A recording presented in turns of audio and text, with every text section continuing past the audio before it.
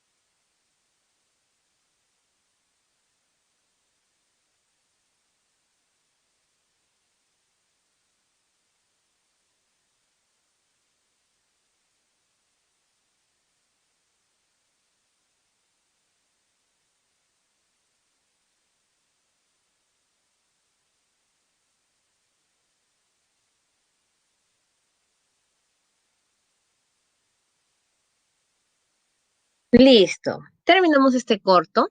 Este corto es también propicio pues para la temporada que estamos viviendo en lo que es la pandemia. Ustedes saben que deben mantenerse pues en casa, en cuidado, especialmente por los familiares que tenemos. Y profesores, ¿qué tiene que ver eso con nuestro tema? Tranquilos. Yo les dije que prestaran atención a la temporalidad, a los adornos, a todo lo que generalmente es parte pues de la temporada de Navidad, ¿no? Empezamos con la primera pregunta. ¿Qué tipo de clima se presencia?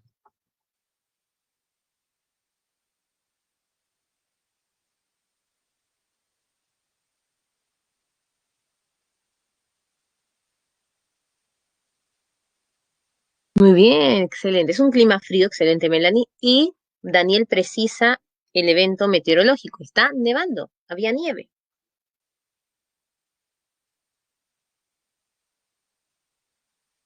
Siguiente pregunta. Estación térmica es. Muy bien, Daniel, muy bien, Melanie, muy bien, Antonella, Luis, Trace, excelente, Marjorie, invierno. Muy bien, Nicole. Estamos en temporada de invierno, en estación de invierno, ¿no? Tercero, ¿qué tipo de abrigo y alimento consumen? ¿Qué tipo de abrigo usan y qué alimento consumen? Muy bien, Melanie, calientes. La chica estaba con su chalina, ¿no? Chompa, excelente, Carlos. Muy bien, Luis, Antonella. Similar a lo usual que puede pasar en una temporada de invierno, ¿no? Antonella dice con chalina, con gorro. Un invierno muy frío, es un invierno que está nevando. Inclusive tenía guantes la señorita. Perfecto. Cuatro.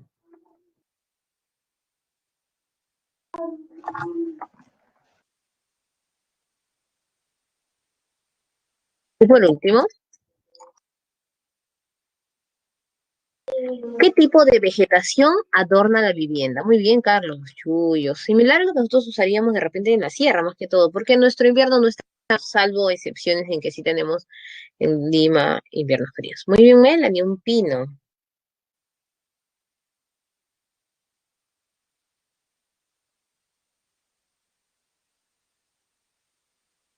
Muy bien. Teníamos también adornos de estrellas, excelente, Hans. Se supone que es una temporada de noche. Utilizaban por eso las estrellas. Y tenían las clásicas guirnaldas, ¿no? Va la pregunta con la que vamos a enlazar nuestro tema.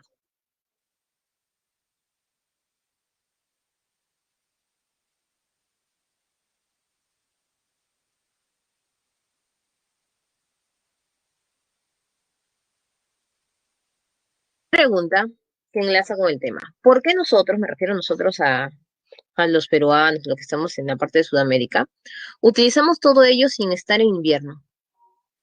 Mira, dice por moda, o es parte o moda, tradición de la Navidad, ¿no? Hans dice no nieva acá, no hay nieve, no nieva.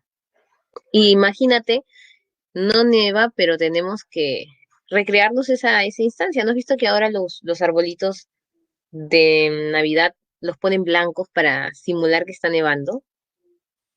Mira, dice, es parte de la cultura europea. Bien, lo que dicen la cultura occidental. Cuando en realidad nosotros somos ubicados pues, para la parte de Occidente, pero se llama así en base a los viajes que se realizan. Inclusive ustedes toman chocolate caliente en Navidad. Y él dice, buscamos un pino, claro, un pino para Navidad, ¿no? Nuestro pino artificial, porque ellos no utilizan pinos artificiales, ellos utilizan pinos reales. A lo peruano, distinto. También nos preguntaba por qué tomamos chocolate caliente en verano. Es parte de eso. ¿Por qué te preguntamos casi siempre en ese tema? Porque nos ayuda a pensar en el tema de hoy, que son los biomas. Ahora, te cuento algo interesante, ¿no? Y creo que por eso, con esto, bueno, te pregunto, mejor dicho, ¿cómo sabes que el arbolito que está allí en... A mí también me gusta el chocolate en Navidad, así haya calor, pero una pregunta es, ¿cómo sabes que el arbolito que está allí es un pino y no es un abeto?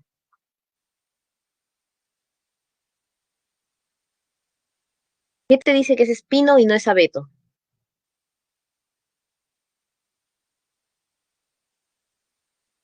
Muy bien, Luis Ángel, el tipo de ramas que tiene.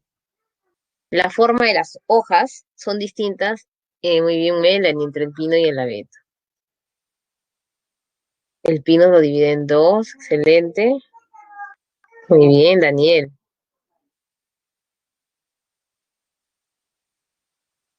Excelente, chicos. Entonces, ahora sí empezamos.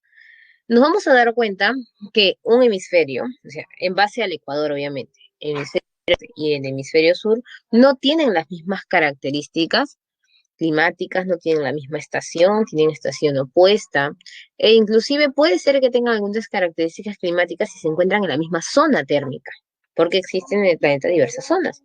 Por lo tanto, nos vamos a dar cuenta que no existen allí los mismos animales y las mismas plantas.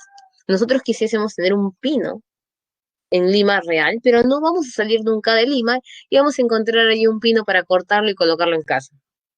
No es una zona en la cual suceda eso. También quisiésemos de repente salir en Navidad y jugar con la nieve. Ahorita en Europa, ustedes se han dado cuenta que está viniendo una ola de frío, así como hablamos de la ola de calor cuando trabajamos cambio climático, hay una ola de frío. Viene desde 1970, más o menos por allí, en la cual la nieve está oscilando hasta los 2 metros del suelo. Eso no va a pasar en Lima. Bueno, salvo que hay una alteración o algo así, pero no es lo normal. Vienen miles, millones, millones de años y no ha pasado eso en Lima. Empezamos con nuestro tema.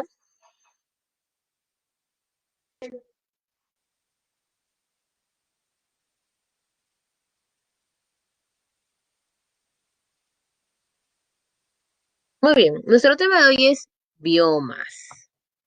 ¿Qué es un bioma? En primer lugar, empezaremos por cuál es la disciplina de la geografía que se encarga del estudio de los biomas, y es la biogeografía. El enfoque de la biogeografía se encarga, en otras palabras, de decirnos dónde están los animales y las plantas, en base al tipo de clima que se presenta, e inclusive en base al relieve.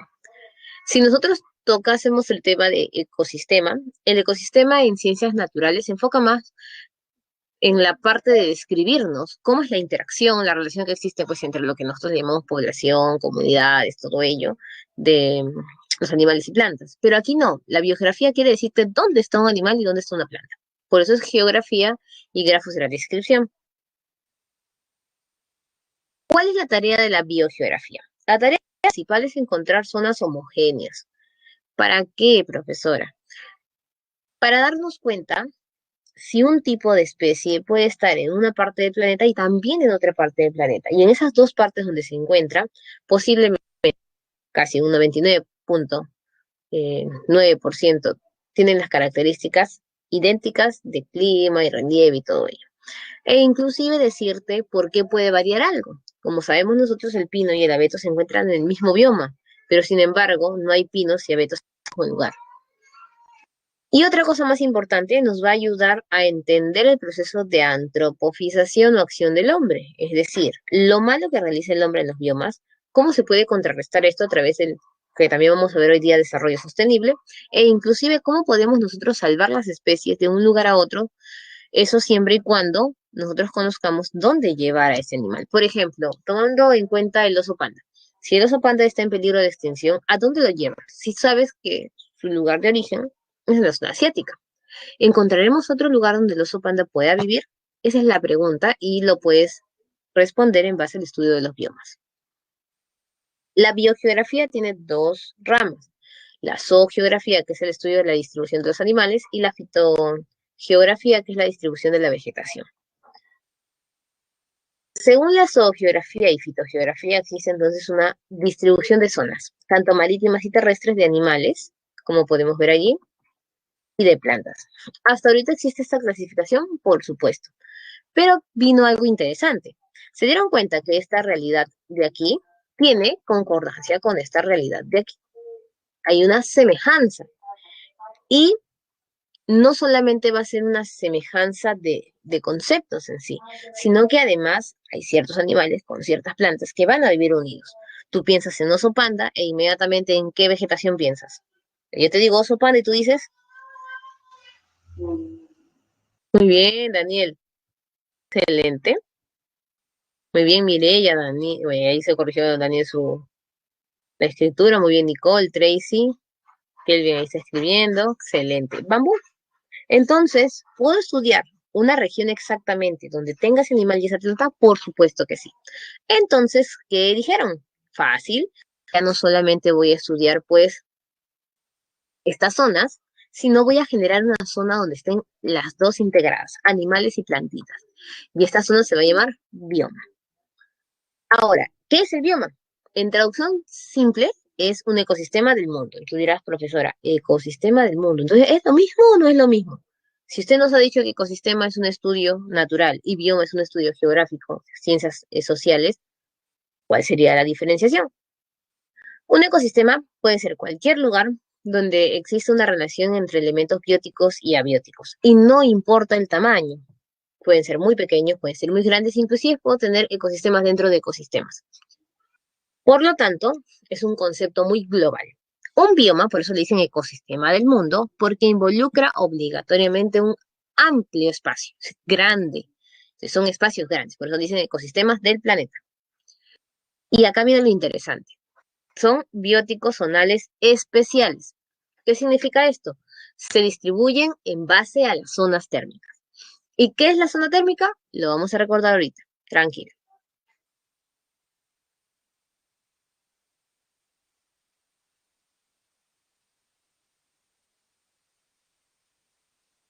Muy bien, teníamos entonces nosotros nuestra zona térmica, nuestro planeta, y venían las líneas.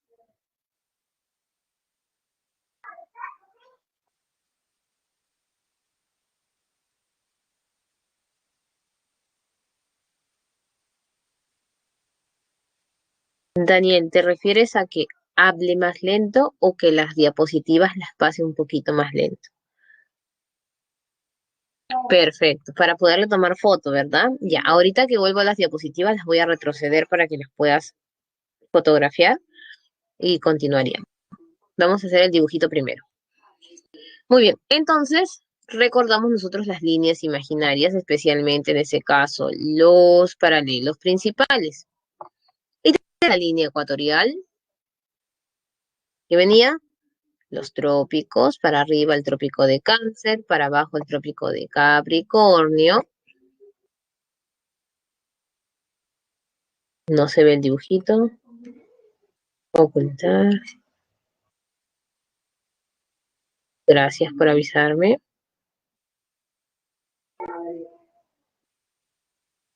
Ahora sí lo pueden ver.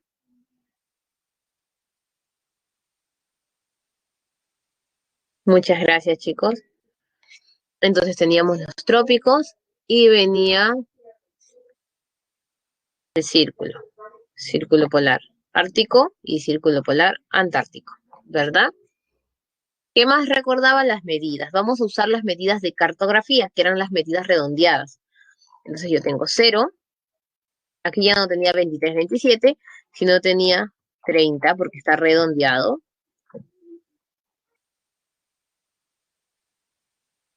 Muy bien. Y tengo aquí ya no 66, 33, sino 60. Obviamente el extremo es el polo, que sería 90, porque una cosa es la zona polar y otra cosa es el puntito que nosotros conocemos como polo, que estaría aquí.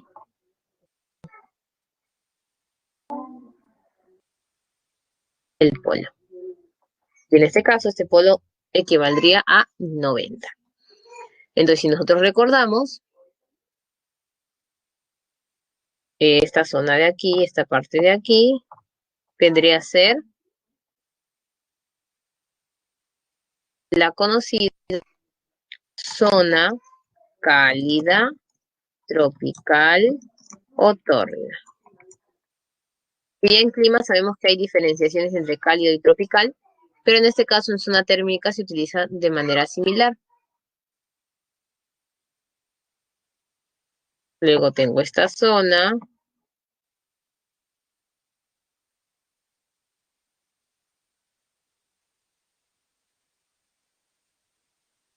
que era la zona templada, y de igual manera tenía zona templada. Ahí se fue esto atrás. Ya está. Hice al revés.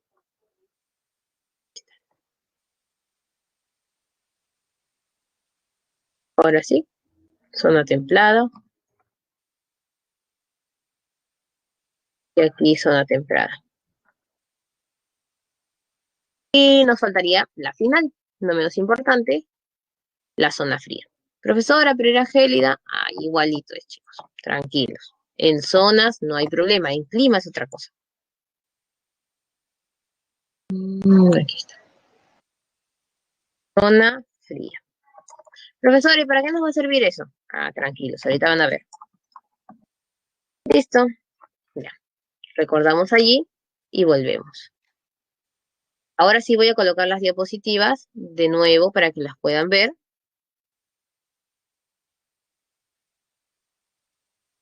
Tomar la fotito. Aquí está la primera diapositiva para que la puedan tomar foto.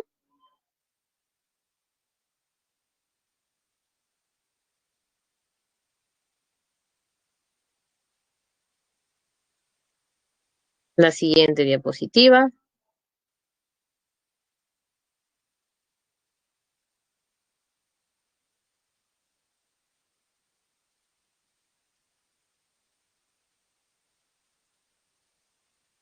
La siguiente diapositiva.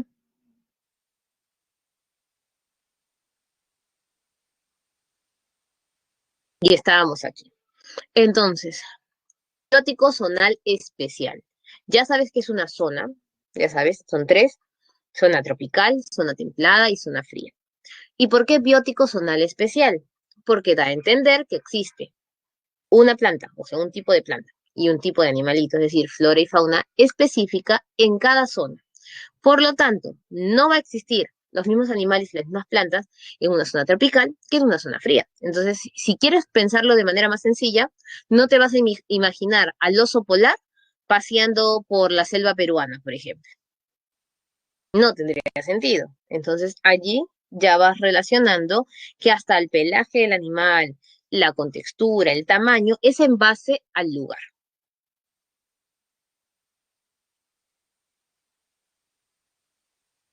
Listo. ¿Qué características tiene que tener un bioma? En primer lugar, debe tener la misma similitud de clima en todo su espacio. Por lo tanto, un bioma empieza y acaba en una zona en la que el clima es el mismo. Cuando cambia de clima, cambias de bioma. El suelo tiene que tener también las mismas características y la misma disponibilidad de agua. ¿Por qué?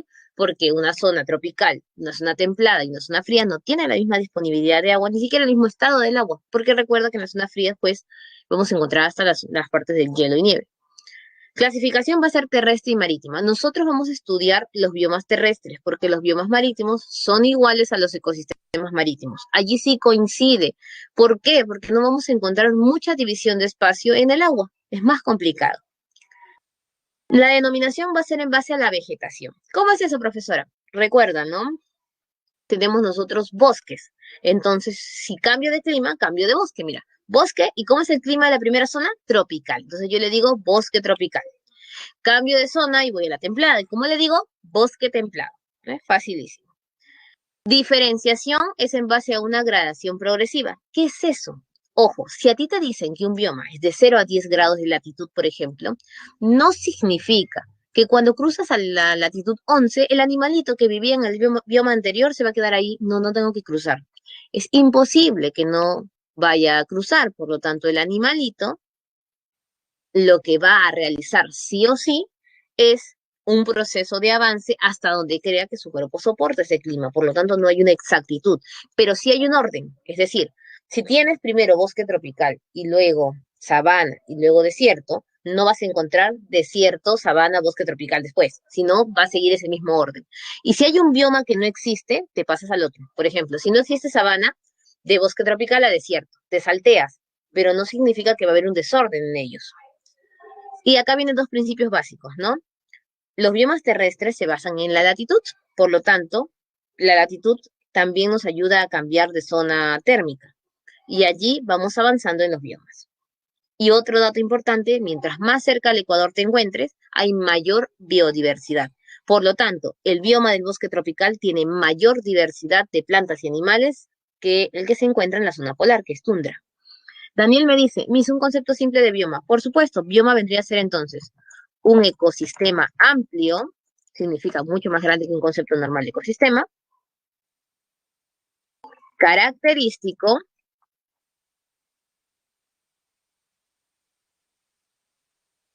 de una zona térmica específica. Ese es un concepto sencillo de bioma sin ahondar en sus características o detalles. Pues, ya sabes que es un ecosistema grande, pero tiene que estar en base a una zona térmica. Muy bien, perfecto, Daniel. Seguimos avanzando. Ahora nos vamos de nuevo al dibujito.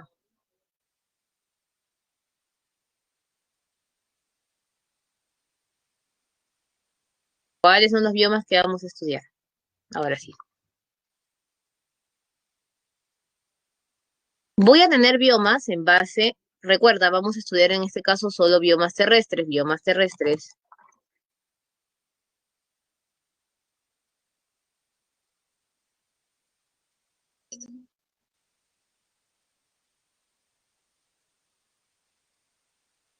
Tengo entonces, en la zona tropical o tórrida, voy a estudiar tres.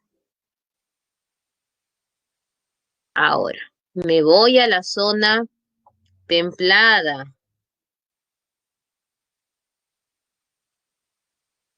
y también tengo tres. Recuerda que estoy poniendo tanto arriba como abajo porque existe zona tropical en el hemisferio norte y sur, templada en el norte y sur y fría o gélida en el norte y sur. Y aquí solo uno.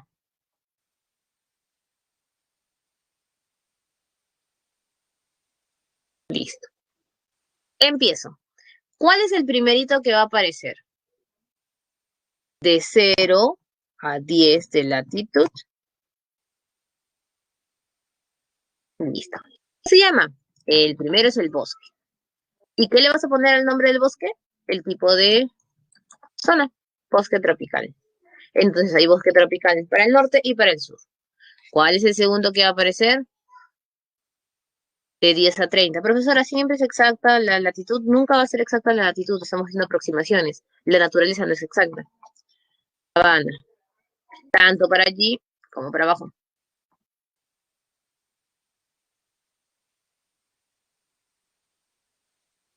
Ahora, ¿hasta dónde llegaba esta zona? Hasta 30. ¿No? Y justo en 30 va a aparecer el último,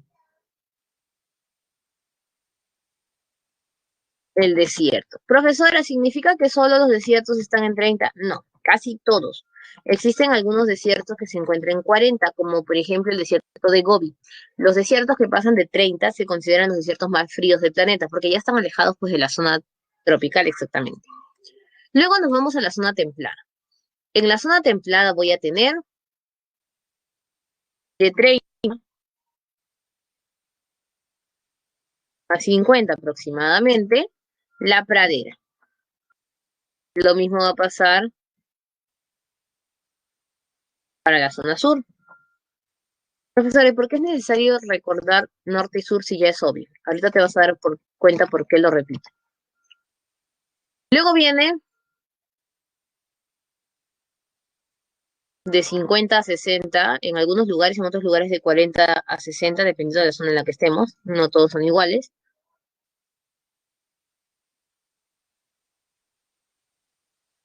El bosque. Pero en este caso, justo coincide con la zona. Si el de abajo se llama tropical, este se llama templado.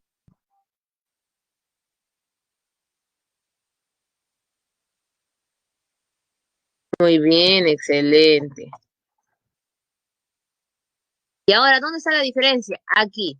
En algunos lugares existe un bioma de 50 a 60 específico, que no aparece en otros. ¿Cómo se llama este de aquí? Taiga. ¿Y qué significa taiga? Bosque boreal. Profesora, ¿y por qué hay dos bosques juntos? Vamos a ponerlo más arriba.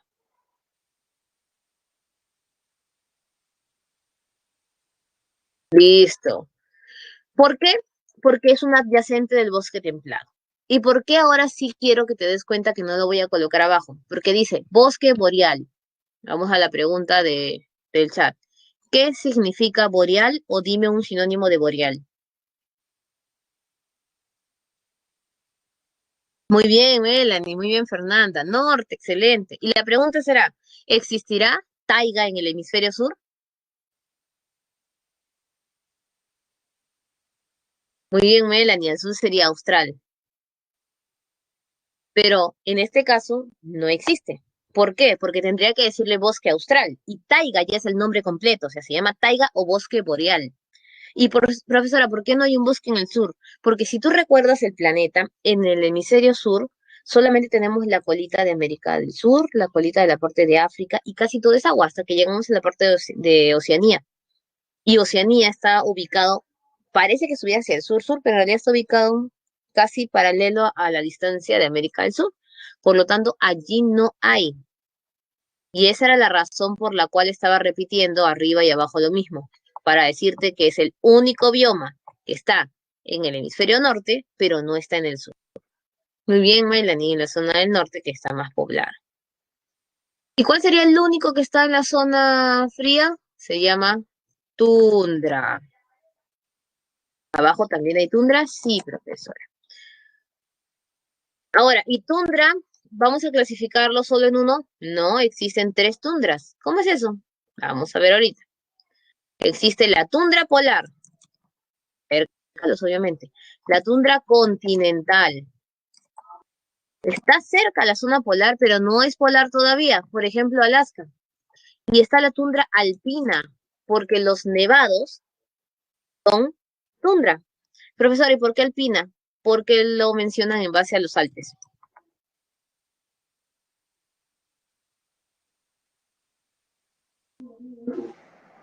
Y en nuestro caso, ¿cómo debería llamarse? Debería decirse tundra andina, porque estamos en los Andes.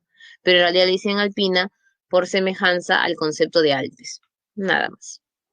Y listo, ahí están todos los biomas terrestres que nosotros vamos a estudiar.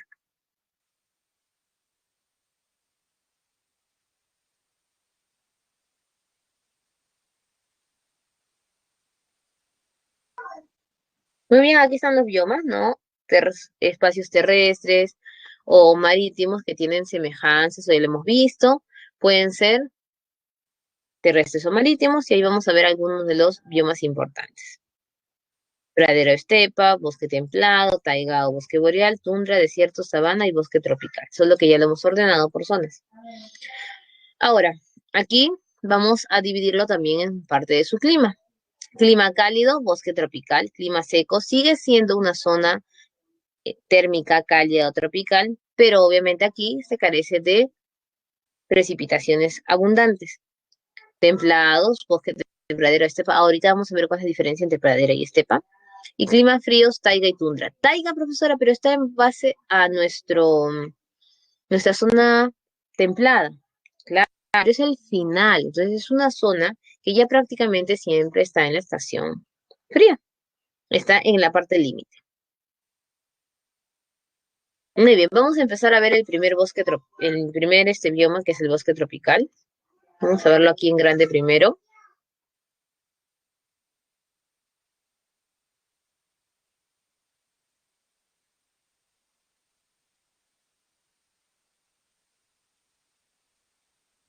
Eso ya lo vimos. Listo, empezamos con el bosque tropical. El bosque tropical va a tener algunas características básicas, obligatorias, y consiste en su tipo de flora, en su tipo de clima e inclusive en el tipo de animales que va a tener. Estos tres animalitos que ves aquí, no te olvides. Un ave, el mono, porque es mono, y el insecto o los insectos. Ahora sí, vamos a diagramar características básicas. ¿Qué tengo que recordar del bosque tropical? Lo primero que debo recordar es la ubicación. Entonces, me voy a grabar yo, esto es importante. De 0 a 10. Entonces, yo ya sé que obligatoriamente está en una zona tropical. De ahí el nombre de bosque tropical. Temperatura, 28 grados centígrados. ¿Esto cómo lo puedo recordar, profesora? Fácil. Se sabe que estos bosques son conocidos como los bosques de luz. ¿Por qué? Porque muchas veces recién oscurece a las 8 de la noche. Es decir, siempre tienen luminosidad. Y esto es debido a la gran presencia de la insolación. Y no siempre se da en todo el espacio tropical, porque casi siempre en el espacio tropical es 12 horas exactas, ¿no? Le dicen los bosques de luz. En las lluvias, esto es importante que te grabes. La lluvia. ¿Por qué, profesora? ¿Me tengo que grabar el numerito? No. Lo importante de esta lluvia es la frecuencia en la que llueve. Entonces, vamos a colocarlo aquí para que no te olvides. Llueve todo el año. ¿Y eso para qué me va a servir, profesora? Es la diferencia fundamental que tiene un bosque tropical con una sabana, porque la sabana está en la misma zona tropical y cercano a este bosque. Por lo tanto, no habría mucha diferencia entre 28 y 25 grados. Lo importante aquí es la lluvia, la precipitación. Muy bien, vamos para las características de la flora. ¿Qué tengo que recordar en la flora, profesora? Vamos a cambiar de color para que no te confundas. Debes recordar en la flora lo siguiente. Árboles muy altos. ¿Qué significa muy altos? Fácil. 60 metros de altura. ¿Eso nada más debo recordar? No. ¿Qué más debes recordar? Que aparte de tener árboles altos, también hay pequeños. Entonces, diversidad de tamaños.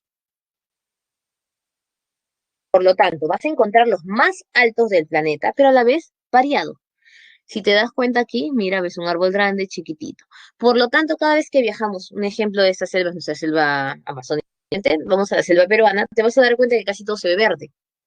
Y esto es ¿por qué? Porque hay diversos tamaños de árboles, entonces nos permite verse todos los troncos. Segundo y no menos importante, el color. Es un color verde encendido. Y eso es importante, profesora, por supuesto, porque si me ponen a mí una encina, que es del bosque templado, con un árbol de la selva, tienen casi la misma forma. No varía mucho, no es como ver un pino. Y en ese caso te vas a dar cuenta la diferencia por el color, porque uno tiene las hojas más encendidas y el otro no. ¿Qué más debo saber de los árboles, profesora? Aquí dicen, tienen hojas perennes. ¿Qué es eso? Perennifolios. ¿Y qué es eso, profesora? Pregunta para el chat. ¿Cuándo se caen las hojas de un árbol? ¿En qué estación? Muy bien, Melanie, muy bien, Fernando, muy bien, Anderson, excelente, Kelvin. Con él, en otoño. Y acá viene la pregunta.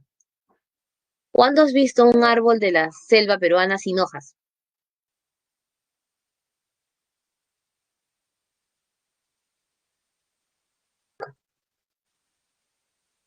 Exacto. Entonces no sería una teoría de que a los árboles se les caigan las hojas.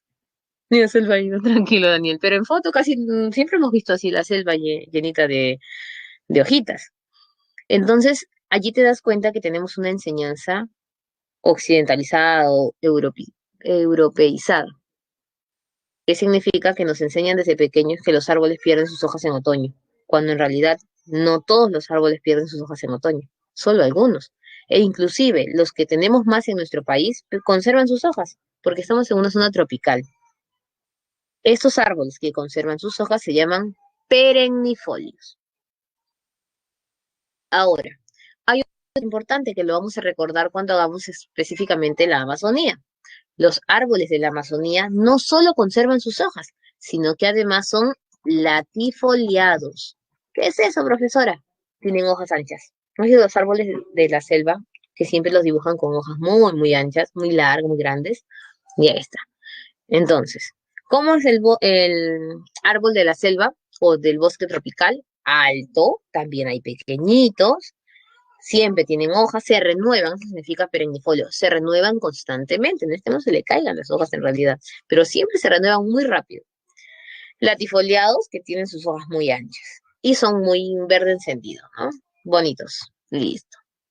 Algunos ejemplos tienes caoba, el bambú, el cedro, cume, hevea, profesora bambú, el oso panda, el bambú. Entonces él está en una zona tropical, en una zona que no es tan fría. En realidad los osos están o bien en la zona tropical o en el intermedio.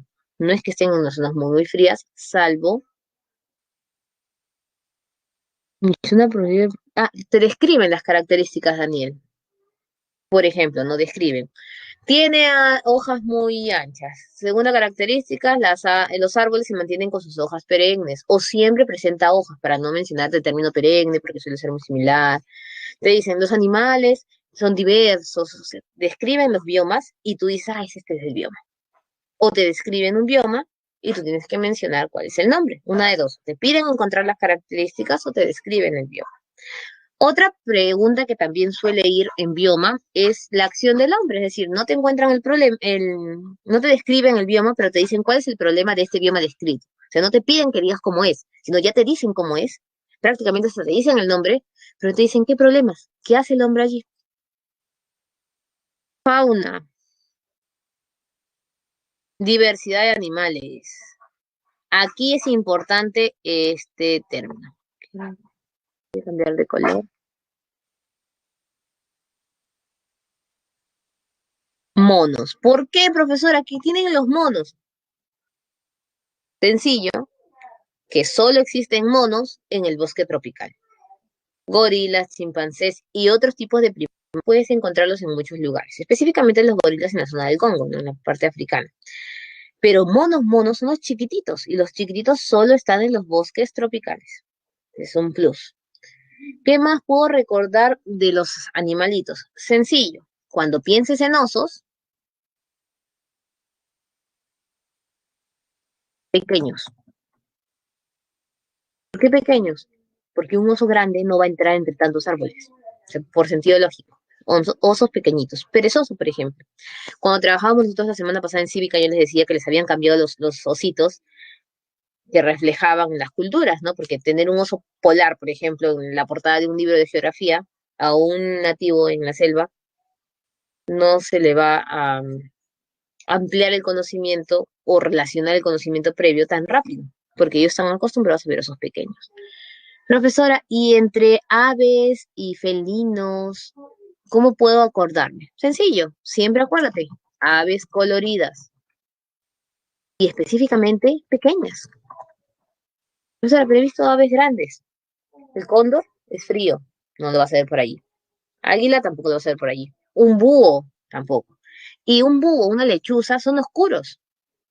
¿Te imaginas un búho ahí en los árboles del bosque tropical? No cuadran, ni siquiera con los colores. Entonces son aves muy, muy coloridas. ¿Ves? Aquí está, por ejemplo, el lodito, el gallito de las rocas, esos colores encendidos. ¿Qué más, profesora? Felinos siempre, porque los felinos son pequeños. Se pueden desplazar entre los árboles. ¿Y algo más que me acuerde? No puede faltar, no menos importante. Insectos y reptiles grandes y coloridos.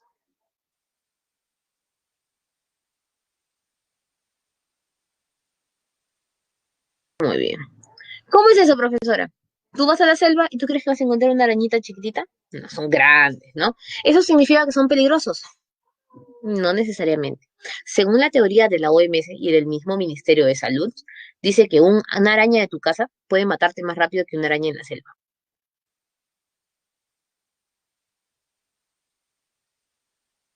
Los animales más pequeños, rojizos, suelen ser más peligrosos.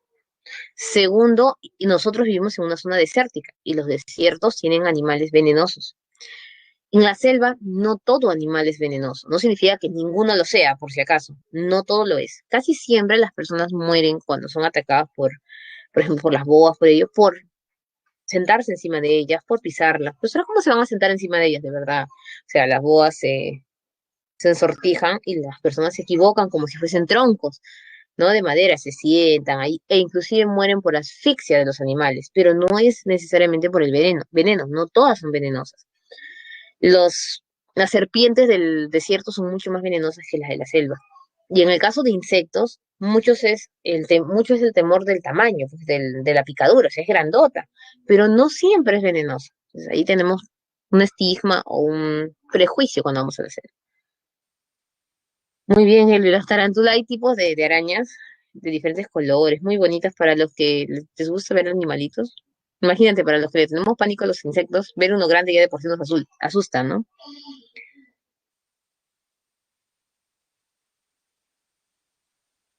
Exacto, Luis.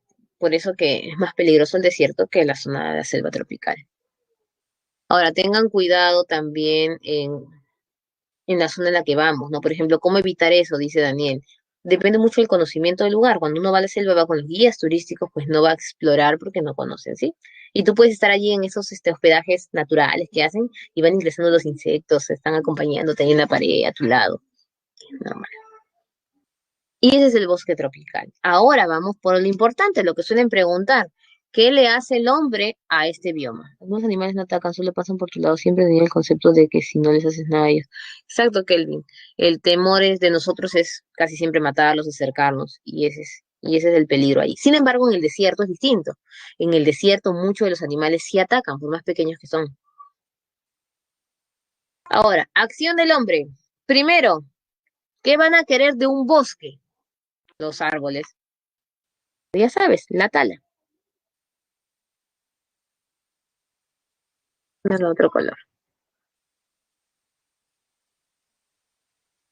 Ahora, ¿cuál es el problema? La tala indiscriminada. La tala no es mala, la tala indiscriminada es la mala, que es cuando si talas sin reforestar, ¿no? Después, esto se vende, obviamente es la silvicultura, como bien mencionan aquí, vamos a redondearlo para que lo recuerdes. Otras actividades que se dan, minería, contaminación por minería, piensa en los derrames de petróleo de la selva. Cada vez que quieras recordar el bioma del bosque tropical, piensa en la selva peruana, que es el mejor ejemplo que tenemos cerca. Y la técnica de rosa y quema, ¿cómo funciona la rosa y quema? Ustedes saben que en los lugares donde hay árboles es difícil hacer agricultura, pero necesitas hacer agricultura. Entonces, ¿qué hacen? Talan, pero no talan por la madera exactamente, sino por el suelo. Y lo que hacen es una agricultura migratoria, moverse de un lugar a otro continuamente. Si la agricultura migratoria es mal llevada, la amplia insolación, ustedes saben que es una zona que tiene mucha insolación, comienza a ingresar al suelo y quemar el suelo. E inclusive el exceso de agua puede generar un problema. Por lo tanto, el suelo se vuelve infértil y es lo que le dicen como la técnica de rosa y quema.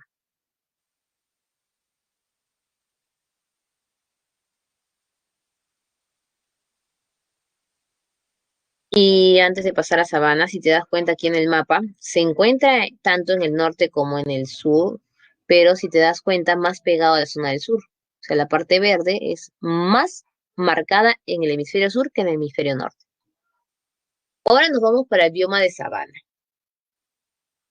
En el bioma de sabana, entonces vamos a reconocer la medida. Profesora, hay un espacio, queda un hueco, en el otro terminaba en 10 y acá en 15. Recuerda que esto no es exacto, es un aproximado que se ha encontrado por estudio. ¿No? También te puedes dar cuenta que el mayor espacio se encuentra en el hemisferio sur, a lo mismo.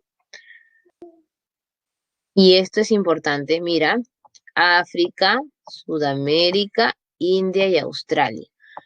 Todos los lugares que tienen bosque tropical llegan a tener sabana, menos uno. Si retrocedemos, África, Asia, América del Sur, Asia, África, América del Sur, Australia. Australia es un lugar que empieza a tener sabana sin tener bosque tropical. Como te dije, no obligatoriamente toda zona va a tener todos los biomas, pero sí es una especie de avance. No va a retroceder de la sabana a los que ya no lo tiene. Sigue avanzando los otros biomas. Clima. ¿Qué recordamos? Ah, el otro tiene 28 y este tiene 25. Ya, bueno. Sabemos que los dos tienen insolación fuerte. ¿Y cuál es la diferencia? Ay, en este llueve menos porque en el otro llueve 2000 y acá 1800. Así te vas a confundir. Acá viene lo principal. Esto es lo básico. En el otro llovía todo el año. Aquí no. Aquí llueve una parte del año y la otra no. Es una estación seca y una estación lluviosa. Siempre que te describen el bioma de la sabana, en las preguntas suelen enfatizar ese detalle para que te des cuenta el cambio del clima, porque si no parece que te estuvieran describiendo el bosque tropical. Entonces aquí llueve por un tiempo y en otro tiempo no llueve. Y lo otro más importante es los árboles. El otro se llama bosque porque tiene árboles. Aquí también hay, pero poquísimos. Entonces la característica de allá son los árboles.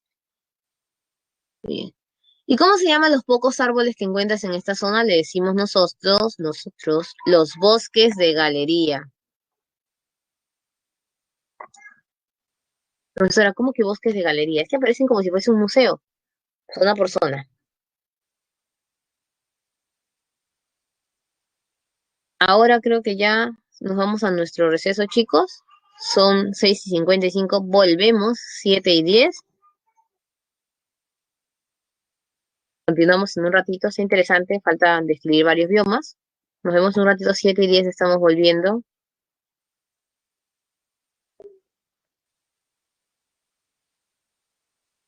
Descansen, estiren sus piernitas, tomen agüita y venimos en 15 minutos.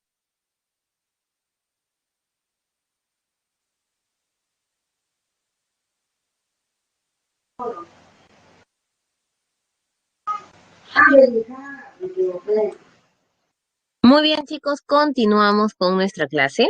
Nos habíamos quedado viendo el bioma de la sabana.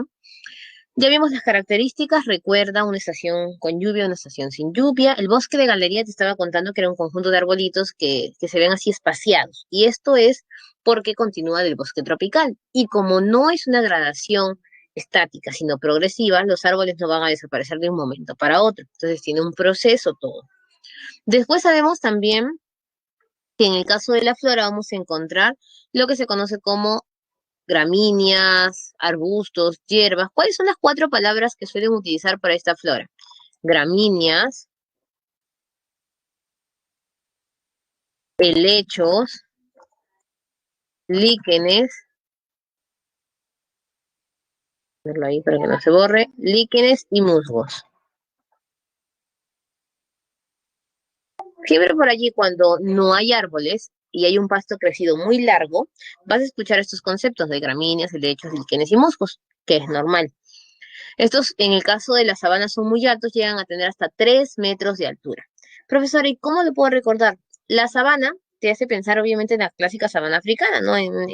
Cuando vemos nosotros en África los animales muy grandes, como son el elefante, la jirafa. Entonces, tú no puedes pensar que el elefante va a estar en un bosque. Tan grande no va a pasar por el bosque, por lo tanto, es en base a su tamaño. Y siempre lo vemos cubierto de vegetación. En este caso es pasto crecido. En fauna, En fauna vamos a encontrar una fauna característica por tamaño.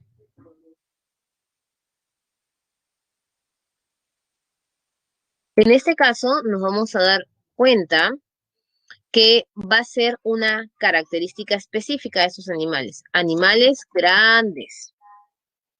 Animales grandes. ¿Listo? Esos animales grandes son notorios. El elefante, la jirafa, la cebra, canguro.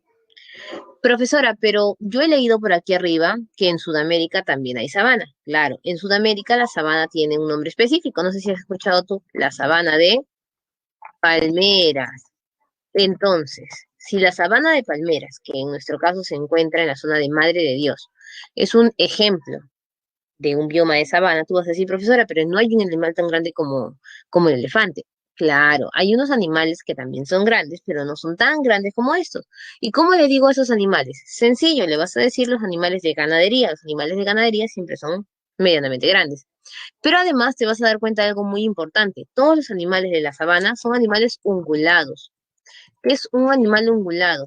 Que tiene su pezuña así cerrada y sus dedos pegaditos, a diferencia del perro, del gato que tienen una separación. Aquí hay piel, pero tienen una separación. Ellos no.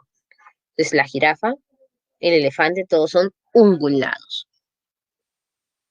Cuando pienses en Australia, vas a pensar siempre en canguros. Profesor, entonces, ¿cuál es la diferencia de cambiar de bioma ahí? El canguro cambia de tamaño y cambia de color, e inclusive cambia el tamaño de su bolsa acorde al tema en el cual se está desempeñando.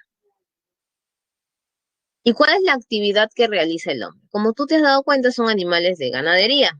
Por lo tanto, el clásico problema casi siempre es el sobrepastoreo. Muchos animalitos, sobrepastoreo. Aparte del sobrepastoreo, los incendios forestales, naturales o antropogénicos.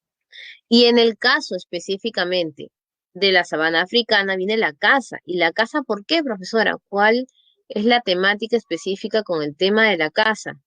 Nada más y nada menos que por la obtención del marfil. Por ahí Melanie me decía, sí, líquen es una mezcla entre hongo y alga. Entonces, la cercanía a una masa de agua, no todos los biomas que tienen pasto crecido llegan a tener esta parte de líquen. Vamos ahora al desierto. Profesora, ¿y el desierto se parece mucho a la sabana y al bosque tropical? Por supuesto, sigue teniendo temperaturas altas, inclusive es más elevada la temperatura que en los demás. Vamos a dibujar aquí el solcito para que te acuerdes. La temperatura es más elevada. Entonces, ¿cuál es la diferencia? La precipitación. En el bosque tropical llovía todo el año. En la sabana, estación a estación. Aquí ya no hay tantas precipitaciones, sino es mucho menor. Lo que nosotros conocemos casi siempre como garúas, lloviznas, pero no lluvias.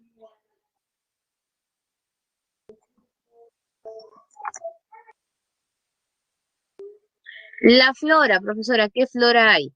Ya, en este caso vamos a ver, vamos a encontrar dos tipos de floras, ¿no? Una, la flora del oasis, que es la flora normal.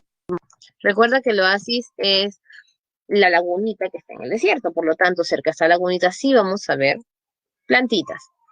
¿Y cómo se llaman estas plantas especiales que absorben el agua y que son resistentes a estas temporadas de alta insolación y sin precipitación? Se le llaman xerófilas, como el cactus, la xerófila.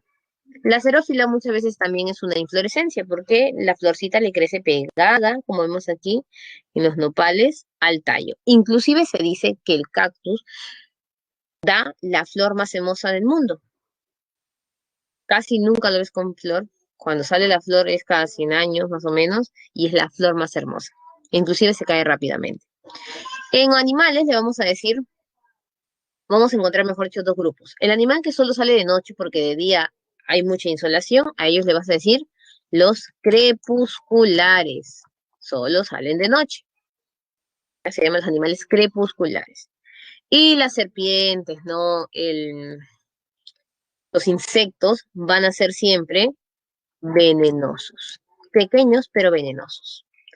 Y vamos a encontrar pues un animalito característico de este lugar, que es el camello, pero no se encuentra en todos los desiertos. ¿Qué acción toma el hombre con estas zonas? Si casi siempre no hay muchas cosas en el desierto. Sencillo. Sumándole a lo que vemos aquí, que es la minería, recuerda que siempre va a haber petróleo o zona minera en bosques tropicales, desiertos y zonas congeladas. Ese es clásico.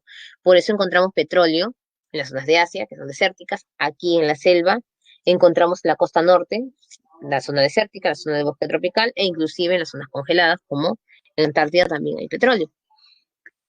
Y aparte, pues, de la agricultura que se puede hacer cerca al oasis, la y la sobrepoblación en algunos desiertos.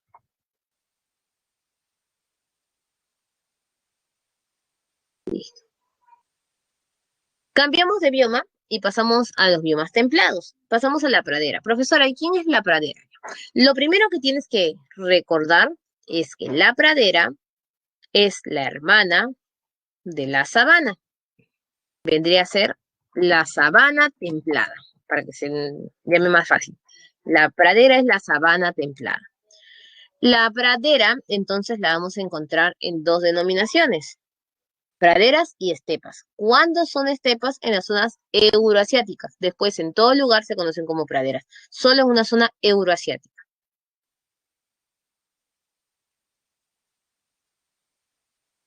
¿Listo? Entonces eso se tiene que grabar. Acá está la latitud que hemos visto. ¿Cómo es el clima? Aquí ya pasamos a un clima templado, ¿no? Cuando es un clima templado vamos a encontrar nosotros una estación 50-50. No es ni muy calurosa ni muy fría.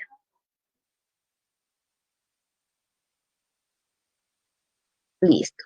Y en el caso de la flora se van a repetir los mismos nombres que en la sabana. ¿Por qué? Porque es una sabana, gramínea. Escasos arbustos y árboles como similar pasa en la sabana. Ahora, profesora, ¿y alguna diferencia notoria entre la sabana y la pradera? Sí, la sabana, la mayoría de zonas son planas.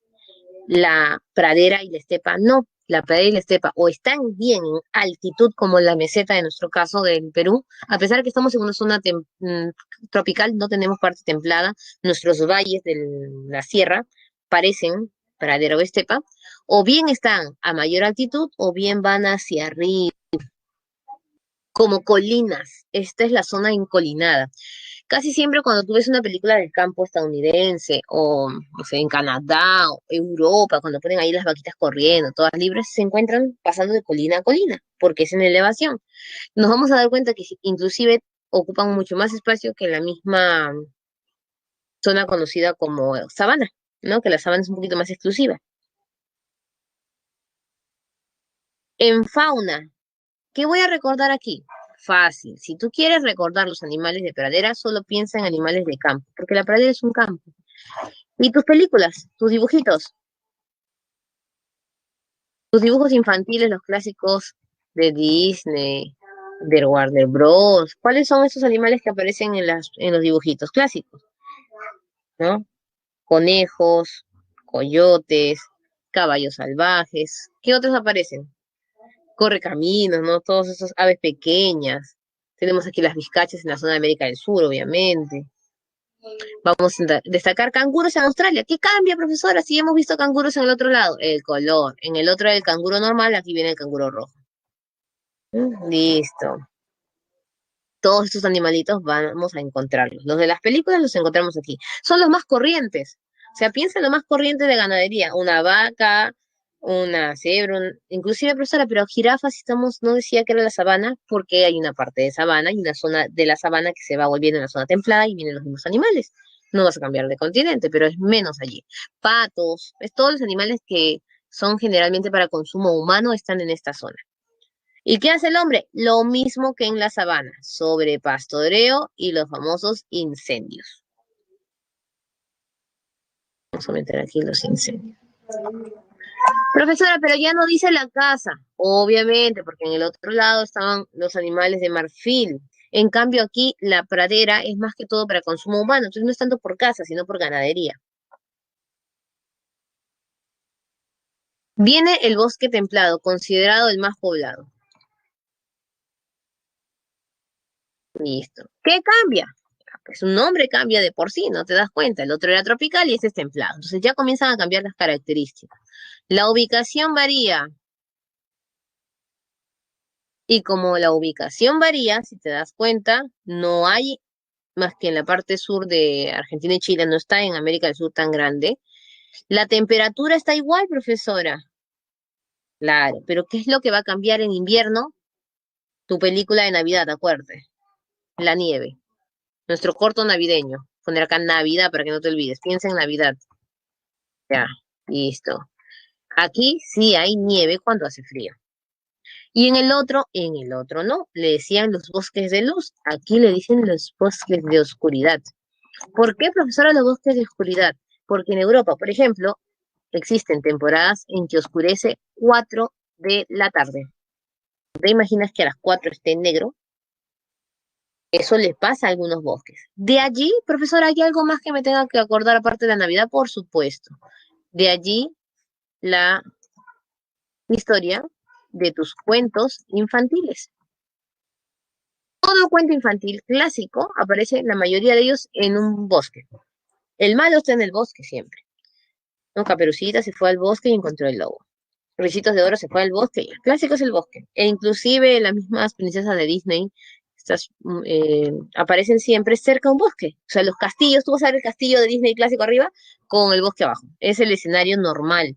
Profesora, inventan esa historia Blancanieves, correcto. No es que inventen la historia, ellos tienen un cuento en base a cómo es su paisaje. Cuentan lo que ven. Por eso nuestros cuentos son más andinos. Si tenemos los cuentos andinos, ¿cómo los cuentan? Vinculados a los animales de la zona andina, porque tenemos ese lugar. Igualito con ellos. Ya piensas en tus cuentos infantiles, viene aquí los bosques de oscuridad. Vamos ahora con la flora. Si en el otro lado estaban los perennifolios, aquí están los caducifolios. ¿Cuál es un caducifolio? El clásico que te enseñaron en el colegio. En el colegio. Pierden hojas en otoño. El clásico, ahí está, pierden sus hojas en otoño. Profesora, y en el otro lado teníamos hojas coloridas. Aquí son colores oscuros. Verde oscuro, rojas, no medias anaranjadas, amarillentas. Ya, esos es colores oscuros de las hojas. Son más pequeñas. Profesora, pero acá me da algo de curiosidad. Veo que dice algunos árboles perennifolios. ¿Qué es eso? Principal. No pienses que tampoco en toda esta zona solo hay árboles que se le caen las hojas en otoño. ¿Por qué? Porque no tendría sentido tu historia de Navidad. Porque si todos los árboles perdiesen sus hojas en otoño, no tendrías pino para poner en tu casa. Porque el pino no tendría hojas en ese momento. Entonces, existen algunos árboles que sí mantienen sus hojas, por supuesto. ¿Quiénes son? Los pinos, los abetos y las encinas. Las encinas es un árbol común a un árbol selvático, solamente que con las hojas más oscuras. Listo. Y el árbol mixto con las dos, ¿no? Pero o sea, nosotros tenemos también algarrobos aquí en el Perú, en la zona norte, por supuesto. Estos tienen la característica de algunos perder sus hojas y algunos no. Se hacen con el pino después en Navidad, leñita para el frío. No, para el frío. Listo. Luego tenemos nosotros en la fauna animales de tus cuentos infantiles, lobos, zorros, los malos, siempre los villanos están aquí. Osos también, por cierto, solo que no los mencionan ahí porque no van a aparecer todos los animales que hay en la zona de bioma. Y acá viene lo importante, aparecen los animales con cuernitos. ¿Quiénes? Vamos a ponerlo de otro color. Los venados y los ciervos. Todavía no el reno, todavía no el reno. Eso es lo que les iba a decir. Va evolucionando el animal de cuernito. Va evolucionando. Aquí está el ciervo. Está el ciervo. Y el venado también, profesora, pero yo he visto venados en la zona tropical. Es que hay venados y venados. Hay venados tropicales como el venado colorado, el que tenemos en la selva. O sea, por eso que es mejor recordar el ciervo. Ya. Y no está aquí, no está aquí, aquí está, lo encontré. Y el lince, ¿quién es el lince? El gatito de orejas largas. Ya estamos. Acción del hombre. Tala. Es el más reducido y alterado por la tala.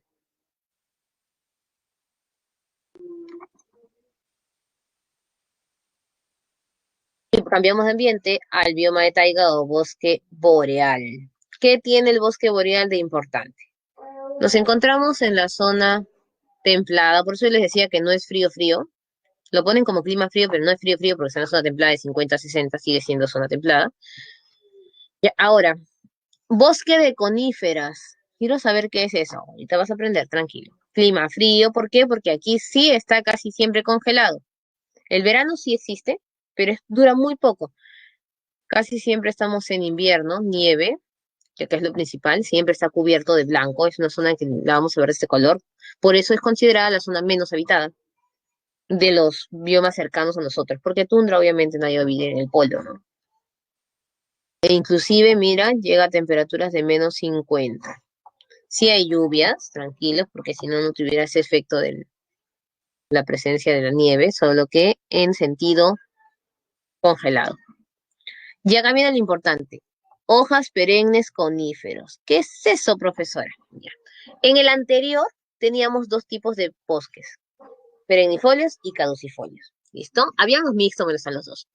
En el caso de los perennifolios no pierden sus hojas. En el caso de los caducifolios sí pierden sus hojas. Los perennifolios los teníamos tres arbolitos, pinos, abetos, encinas, ¿verdad? Ya. Las encinas son árboles comunes. Listo, comunes. Pero aquí aparecen exclusivamente los coníferos. ¿Y qué es un conífero? Un árbol que tiene una forma no solamente triangular, sino que sus hojas van hacia abajo cuando comienzan a cerrarse en la noche.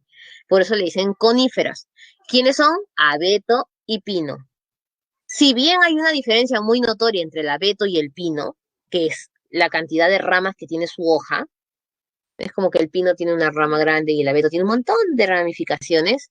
La diferencia más notoria es la siguiente. Pino, Norteamérica,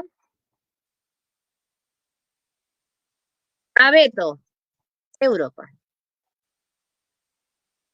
Cuando tú escuchas una historia o un cuento europeo, ¿tú has escuchado la historia de la niña de los fósforos? El cuento de la niña de los fósforos. Claro, Kelvin, por supuesto.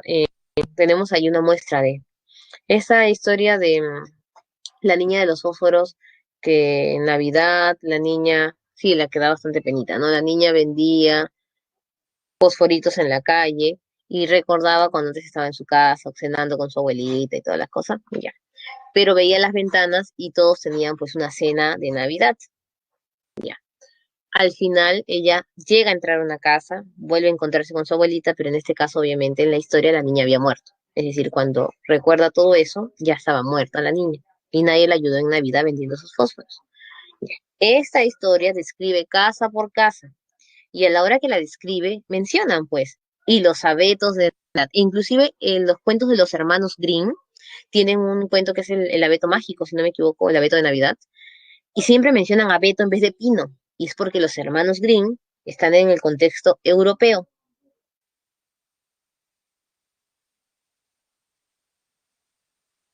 Y- Exacto, todo tiene sentido, ¿no? Que cuando estamos chiquitos no entendemos la diferencia, solo vemos que se parece todo a un pino. La fauna migratoria. ¿Por qué fauna migratoria, profesora? Por el frío, no se van a quedar congelados los pobres animalitos. Van a repetirse, mira, lobos, zorros, van a aparecer ciervos color específico, rojos, ya que aparecen los animales, siguen los animales de cuerditos, pero ya los más grandecitos, pues los alces, los renos. Inclusive los alces llegan a bajar hasta la parte del bosque templado, pero los renos los vemos exclusivamente en la zona de taiga. Listo. Acción del hombre, la tala, caza de animales, por las pieles, los incendios. Profesora, antes no había tantos problemas en taiga. Exactamente. ¿Por qué no habían tantos problemas en la taiga? Porque era la zona menos habitada, pero cuando ya se sobrehabitó el bosque templado, ahora vengo a una mira, dañar la taiga. Y quiero que te grabes algo muy importante. La pradera venía en subida, ¿ya? El bosque templado también, y llega a bajar. Y cuando baja se encuentra la taiga. ¿Qué hay en la taiga especial? La taiga no tiene puros árboles, como la mayoría cree. La taiga llega a tener, aquí lo vas a encontrar, lagunas y pantanos. Quiero recordar algo, profesora, para no olvidarme la taiga. Así como por el otro lado te acordabas la Navidad, tus animalitos. Aquí recuerda las películas de terror estadounidenses. ¿Cómo voy a recordar eso, profesora? Recuerda que clásica película de terror estadounidense aparece en el campo. No están jugando ahí en una feria. Siempre, toda película norteamericana tiene esa temática. En las ferias, luego viene un malo o el asesino, como le quieras llamar, y se va por el bosque. Inclusive caen varias veces ahí, no se cortean todo. ¿Y por qué cae, profesora? Porque el bosque de ahí es diferente a nuestro bosque, va en ascenso.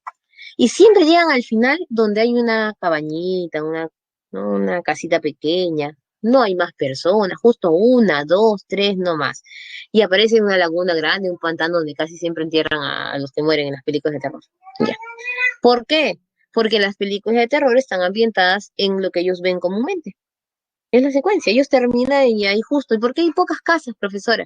Porque si te das cuenta, esta zona es muy fría y solo viven aquí leñadores, cazadores. Inclusive, ¿alguna vez te has preguntado por qué la abuelita de Caperucita vivía sola en el bosque?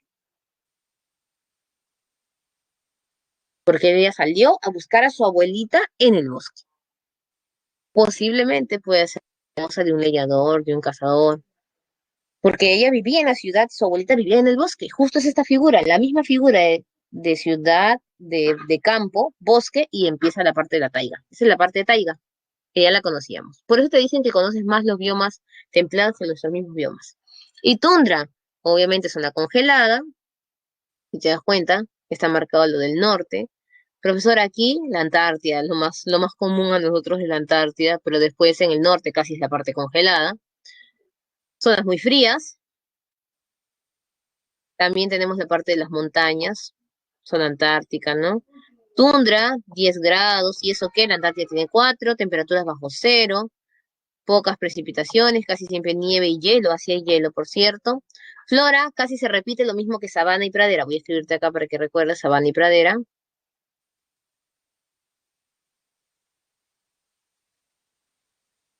Y ya no menciona tanto las gramíneas en sí, sino aparecen líquenes y musgos, porque es lo que está mezclado con agua. Recuerden lo que nos estaban ustedes mismos diciendo, la mezcla entre alga y la masa de agua, ¿no es cierto? Y aquí aparecen los animales pues más gorditos. El reno, el caribú, no sé si tú has visto un reno gordito. Es un caribú. Es igualito a un reno, pero más alimentado. Ya. Aparecen los animales de color blanco por su pelaje, zorros árticos, el oso polar, obviamente, y los animales también oscuros, por ejemplo, las focas y todos los que van para la parte del océano en sí. ¿Y qué hace el hombre aquí? La caza de animales para la piel. Se dice que en este caso la acción del hombre es más que todo indirecta a causa del calentamiento global, cambio climático y obviamente por el uso de los famosos trineos. Profesora, ¿y el cuento qué me puedo acordar aquí? Nada más y nada menos que tu cuento de Navidad, pero de Papá Noel. La diferencia es que hay un ligero cambio en tu historia de Papá Noel. Pero sí, muy bien, ahí está, ¿eh?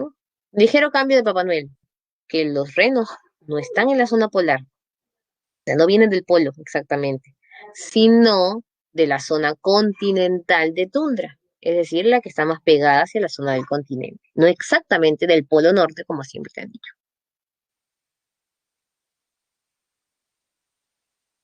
Y vamos cerrando esta parte. ¿Cómo solucionar la problemática?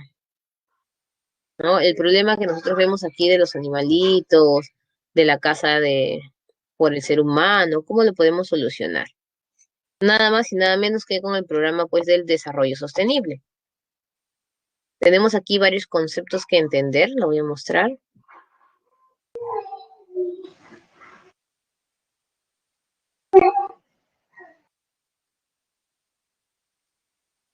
Muy bien, tenemos los conceptos de desarrollo sostenible. Crecimiento es número, tener más dinero, no necesariamente si tienes más dinero tienes desarrollo. Desarrollo es la distribución equitativa de los recursos.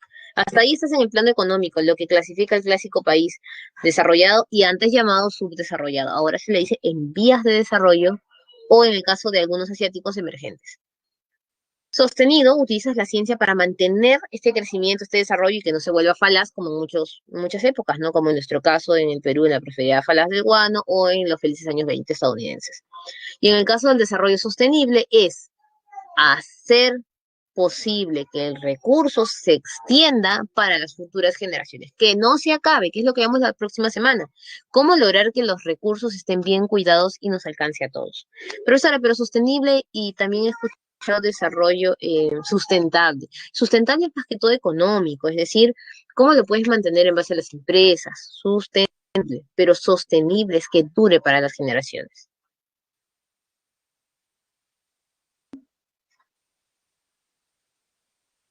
Ahora sí, vamos a darnos cuenta que el desarrollo sostenible no es nada más y nada menos una política del cuidado del ambiente.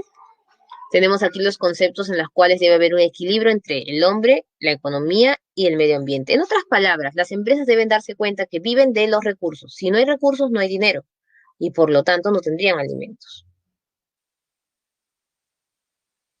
Tenemos allí diferentes eventos, ¿no? En la cumbre de Río es donde se menciona por primera vez estos conceptos, donde se habla el tener la Agenda 21. Ahora, aquí también logramos tener por primera vez la Convención Marco de las Naciones Unidas para el Cambio Climático. Allí se habló esta necesidad, ¿no? Acá son conceptos más que todo. Y el cuidado forestal. Lo primero que se busca cuidar es el recurso forestal. Si tú cuidas el recurso forestal, vas a cuidar más adelante el recurso de la fauna. Luego tenemos las diferentes conferencias en las cuales va a estar la del camino al 2020, o la del 2020, que es el futuro que queremos, que eso no es nada más y nada menos que en este caso explayar los objetivos. Los objetivos de la Agenda 21 fue muy complejos, muy generales, y acá los especifican. Y se crean obviamente los objetivos de desarrollo sostenible, que son 17. Y en el caso de la Asamblea General, pues se vio el reemplazo, ¿no? Si ya acabamos con la Agenda 21, ¿qué tendríamos nosotros? la Agenda del 2030. ¿Qué tienes que grabarte aquí? Los nombres de las dos agendas, las fechas. ¿Por qué las fechas, profesora? Porque es la forma más rápida de reconocer qué pasó. Y he visto que en algunas preguntas no es usual, pero te preguntan cómo se llamó el programa. Por ejemplo, transformar nuestro mundo, el futuro que queremos. Aquí están nuestros objetivos. Los objetivos no son netamente el tema ambiental, son completos. Recuerda que empieza desde el concepto de crecimiento. Entonces, fin de la pobreza. Si yo quiero llegar a desarrollo sostenible, tengo que tener primero crecimiento económico.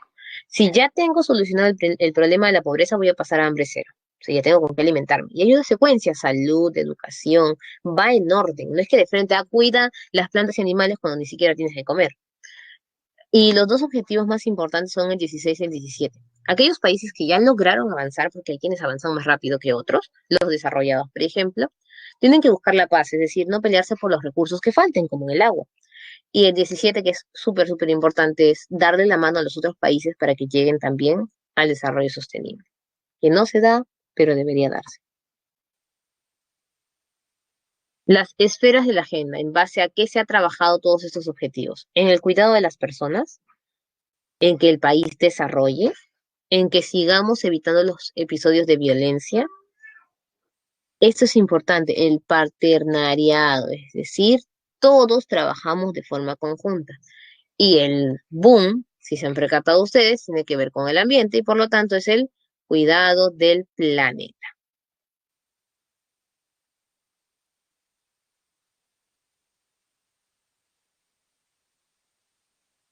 El Perú también sigue esta agenda, por supuesto, en base al CEPLAN. ¿Quién es el CEPLAN? Es la institución de vislumbrar al Perú según una fecha. Por ejemplo, cuando estaba la agenda del 2021, nosotros teníamos un proyecto que se llamaba Perú al 2021. Luego tenemos el proyecto del Bicentenario y desarrolla todos los objetivos en el Perú, pero los hace más específicos, es decir, qué principios debe tener el Perú o qué objetivos debe cumplir para lograr esos artículos que se mencionan en la Constitución, que es el cuidado de los recursos. Por lo tanto, ¿no? Si tenemos el objetivo de la educación de calidad, un objetivo específico para el Perú será construir nuevos colegios. Profesora, ¿y el CEPLAN sueña? En realidad no es que el CEPLAN sueñe, sino que su función del CEPLAN es avisorar cómo hacer para llegar al objetivo. Quien se encarga de realizar las acciones son los gobiernos locales, regionales y el gobierno central. El CEPLAN, su función es decirte, este es como una comida, esta es la receta. Y si quieres, sigues los pasos o no. Si quieres preparar el plato que yo te estoy dando, sigue los pasos. Si no, no te va a salir. Así de simple. Tenemos la primera pregunta. La biomasa es la cantidad de materia orgánica que se encuentra en un área en determinado periodo. Y se expresa en gramos por metro cuadrado. Este indicador es mayor en regiones como la cuenca del Congo, África Central. Si hablamos nosotros de cantidad de materia orgánica, si dicen aquí, se encuentra en un área determinado y este indicador es mayor, ¿qué significa? Que estás en una zona de alta biodiversidad. Y si estás en una zona de alta biodiversidad, entonces te estás encontrando obligatoriamente en el bosque tropical. Y el bosque tropical tiene una vegetación herbácea perenne. Sí, profesora, sí tiene, pero es ilógico la redundancia. Hay bastante materia orgánica por la materia orgánica. No. Bosques de coníferas, esto obligatoriamente es taiga. Su localización aérea es el planeta de mediana latitud, no, las zonas tropicales como el bosque tropical son baja latitud, por lo tanto, combinación de altas temperaturas y precipitación todo el año. Esa es la D. Siguiente.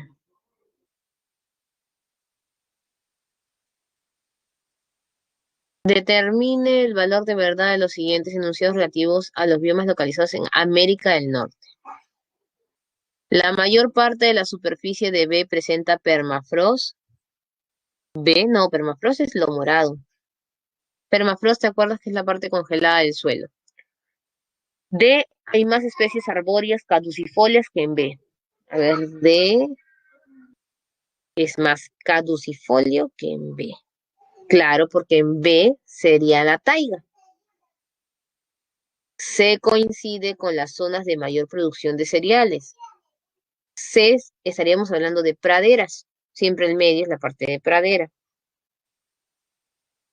A y E presentan a la tundra y el desierto respectivamente. A, tundra, muy bien, y E sería desierto. Excelente.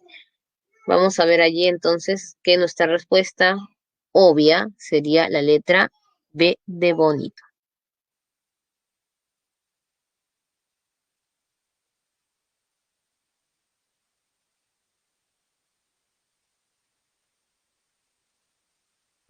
Actual relación entre la sociedad y la naturaleza.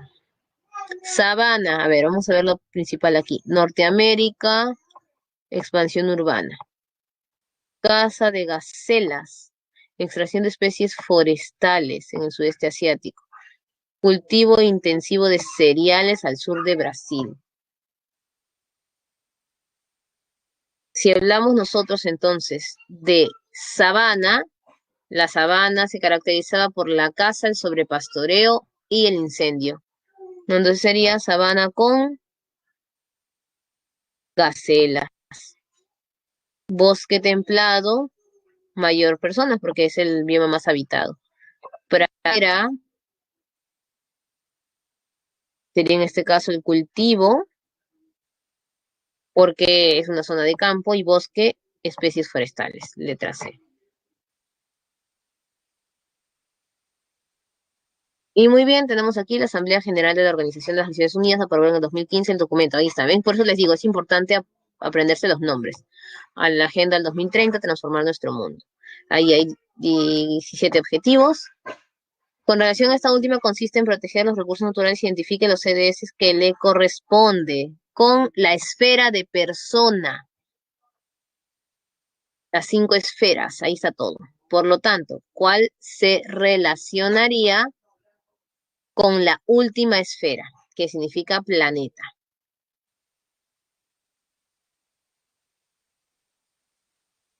Clima y ecosistema, porque desigualdad es persona, instituciones sólidas es la paz.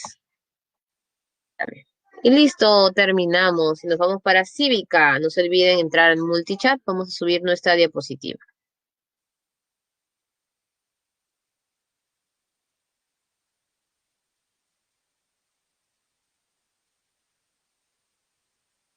Un momentito, está cargando la diapositiva. Tranquilos, aquí estoy.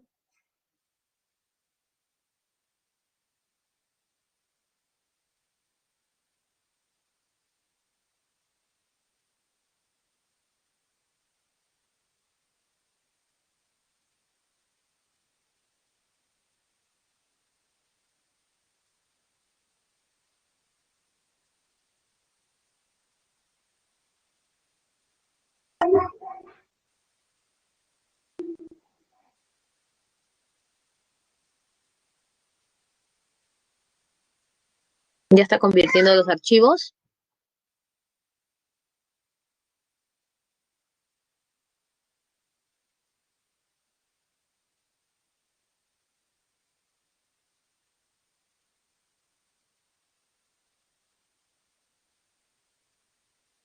Muy bien, chicos. Hoy día nos toca trabajar la última parte de cultura que corresponde a aspectos que fundamentan nuestra peruanidad.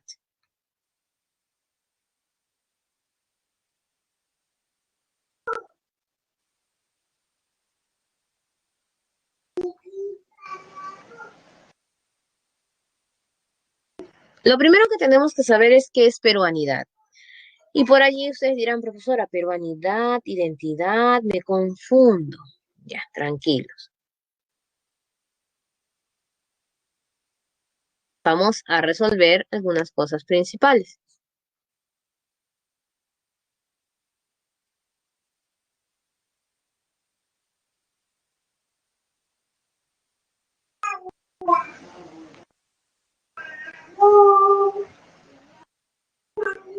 Listo.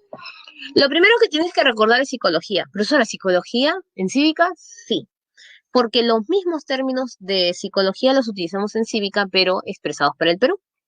Siempre te han explicado en psicología el concepto de quién eres, ¿no? Tú dices yo soy y tú respondes quién soy. ¿Soy una persona? ¿O respondo mi nombre? ¿O respondo cómo me veo? ¿O respondo hijo de quién soy? Entonces, en psicología te enseñan a responder exactamente quién eres. Ya. Te vas a dar cuenta que lo que buscan en psicología es lograr que tú tengas qué cosa? Amor propio, que es el autoestima. Y nuestra autoestima tiene esta pirámide clásica que nos han enseñado siempre. Viene el autoconocimiento, autoconcepto, autoevaluación, autoaceptación, autorrespeto y autoestima. El concepto del auto, bueno, el autoconcepto, mejor dicho, responde al yo soy. ¿Quién eres? Ese es tu autoconcepto. Por lo tanto, para tú poder responder quién eres, lo primero que tienes que hacer es conocerte.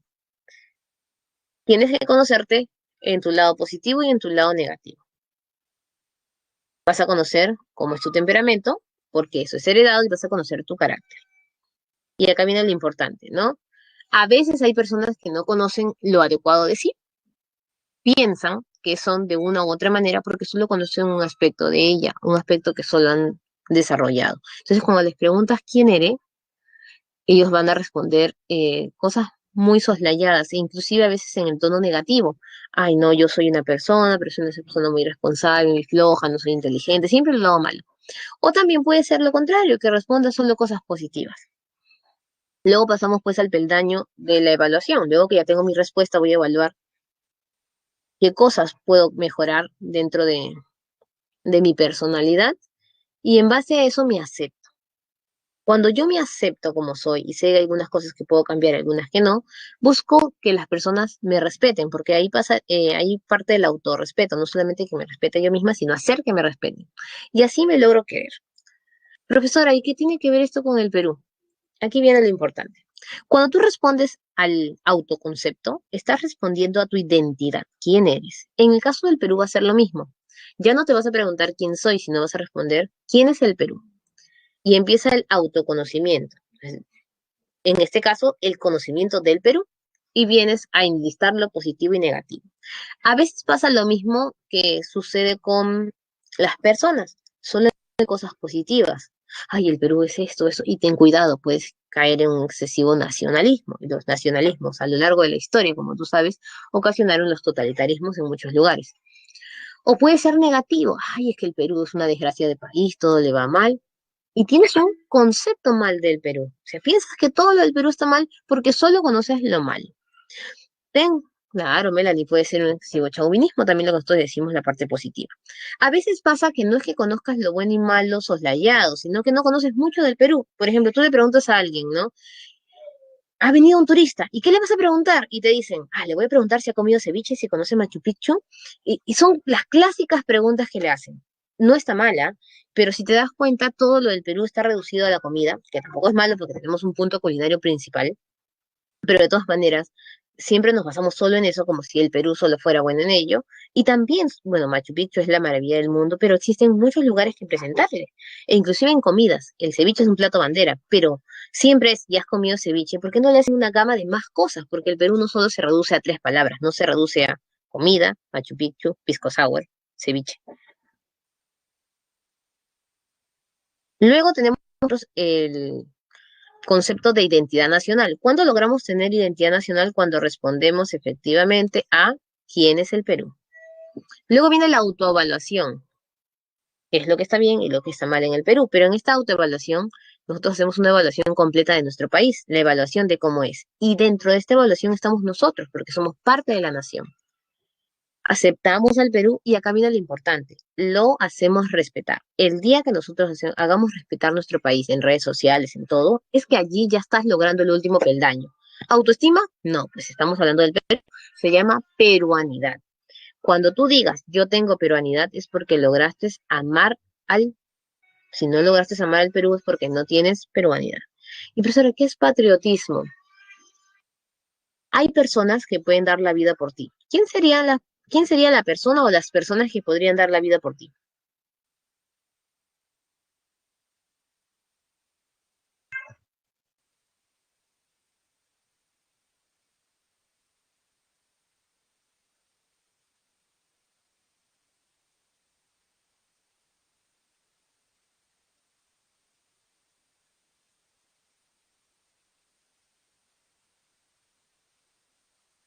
A ver, respondan, respondan. Todos deben tener a alguien o un grupo de personas que den la vida por ti.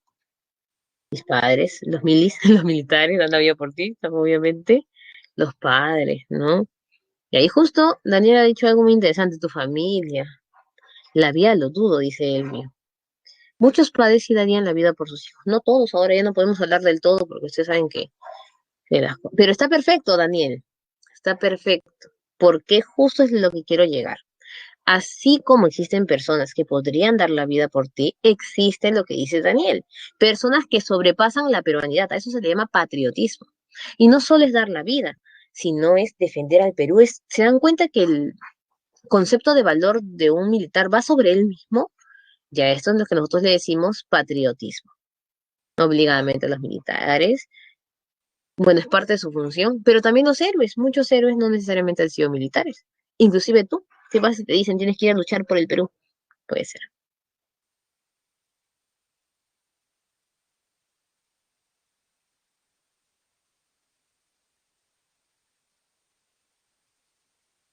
Muy bien, entonces ya entendimos los conceptos.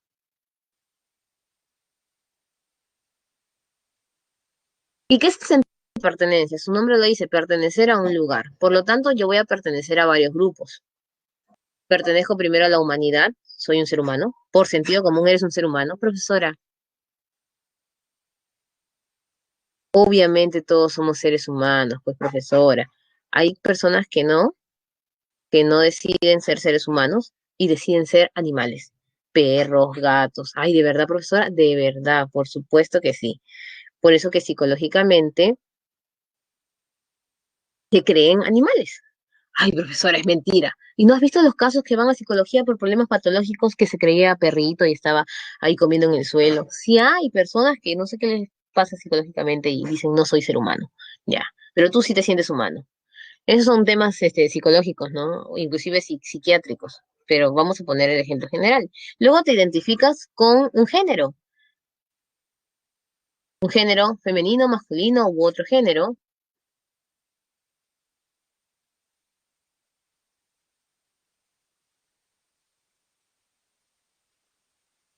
Entonces tú identificas un género. Este género no solamente es un tema de identificarme, de defenderlo, sino hasta de organizarte psicológicamente se van para el grupo de pares en base al género que tienen. ¿Te identificas con un colegio? Profesora, ¿de verdad? Por supuesto, por eso elegías un colegio, por eso ibas a sus actuaciones, por eso aunque ya no están en el colegio, aún participan y están pendientes de lo que sucede ahí. Luego tenemos nosotros que nos identificamos con una universidad. Y en este caso, no solamente te identificas participando, asistiendo, sino inclusive siendo egresado, pues te sientes parte de esta universidad, te identificas con un trabajo, por eso muchas personas se sienten tristes cuando se tienen que ir de estos trabajos, ¿no? Ahora, y acá viene algo importante. Profesora, pero no todas las personas asisten a las reuniones de los trabajos, no todas las personas asisten a los aniversarios de su colegio. ¿Por qué? Y es porque no tienen sentido de pertenencia. Sentido de pertenencia no solo es asistir a un lugar, sino participar de todas las actividades que se realicen en ese lugar. Entonces, si tú nunca fuiste al aniversario de tu colegio, no tuviste sentido de pertenencia, solamente estudiaste allí. Aquellos que estudian, pero terminan asistiendo más a las actividades del aula B, significa que ellos están inscritos en un aula, pero tienen pertenencia con la otra aula. Entonces, para que más o menos podamos identificar este concepto.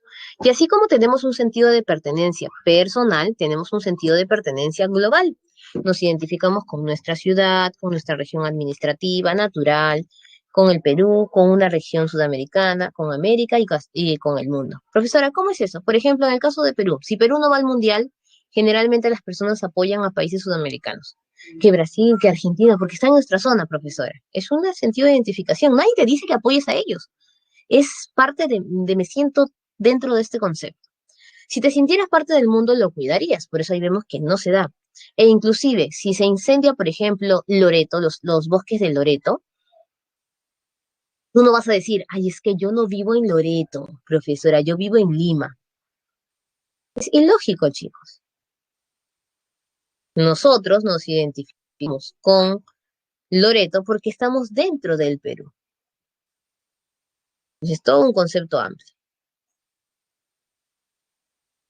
Entonces, la identidad nacional es también llamada peruanidad en un concepto más amplio, porque ya hemos visto que es un peldaño, es el amor al Perú.